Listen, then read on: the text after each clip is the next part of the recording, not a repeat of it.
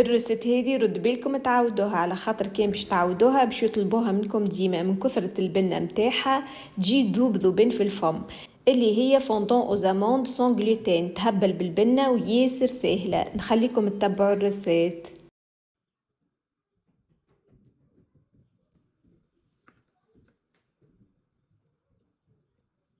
في صحفة باش نصب 3 بيضات، 100 جرام سكر، ساشي سكر فانيليا، ونخلطوهم بالباهي. مانيش باش نستحقوا باتور.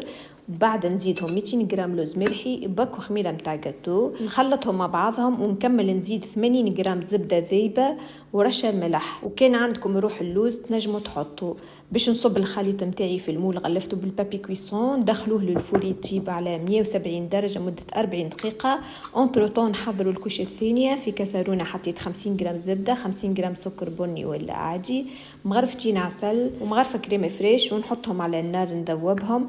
بعد ما نذوبهم نزيدهم 100 جرام لوزي فيلين، نخلطهم ونخليهم على جنب. خرج الكيك متاعي من الفور بعد ما طاب، ونصبوا عليه الخليط متاع العسل واللوز اللي حضرناه، وندخلوه للفور نحلوا عليه كان الشوايه باش يحمر. وهكا تتحصلوا على ابان فوندون او زاموند بنه على بنه. وكان عجبتكم الروسيت ما تنسوش تحطوا لي قلب.